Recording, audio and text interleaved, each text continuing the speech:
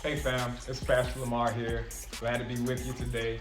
I just wanted to share an encouraging word to remind you to stay fearless, right? That's what we've been made for. We've been made for times like this. God has called us to stay fearless. He's already given us enough, everything that we need to stay fearless. Remember this, as you're getting information, as you're hearing things, your family's talking, your neighbors are talking, the co-workers are talking, the news is talking. In some cases, you're talking. Remember this, any information that moves you in fear, God has already said something else about it that should move you in faith. That's where he wants us to be. Proverbs 3:5-7 tells us to trust in the Lord with all of our heart. Lean not on our own understanding. In all of our ways, what? Acknowledge him and allow him to direct our paths. So he should be directing us throughout any situation, right? Stay fearless, my friends. Remember the words that God gave to Joshua? Joshua's got this big campaign. He's probably feeling overwhelmed because the problem is so huge. And what does God tell him? He tells him to remain encouraged. Go out with courage. Don't fear. Don't worry. I've got you. And that's what we have to remember. The same God that was taking care of us last year, the same God that saw us through that last issue we had, that's the same God that's fighting with us today, right?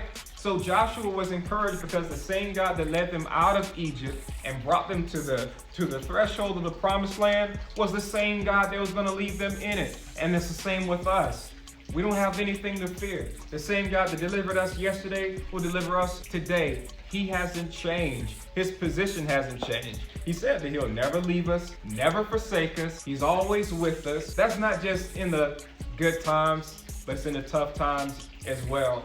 So we can be encouraged. God is with us and he's moving us forward, encouraging us to still move forward and pursue the things that he has for us. So again, we have more than one reason to stay fearless.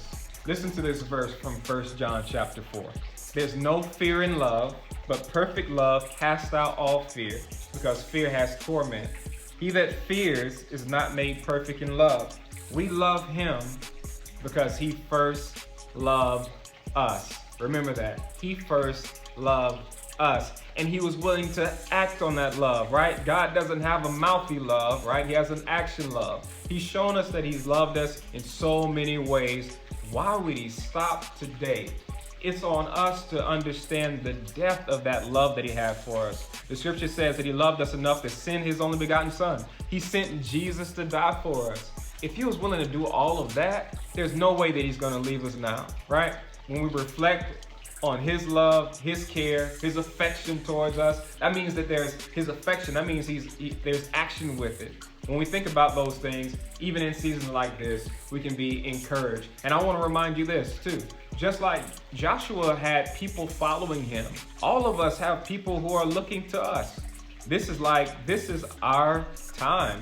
Not to put on display what we can do, but put on display what God can do through us. So I'm encouraged, and I want you to be encouraged. So I'm just reminding you, stay fearless, my friends.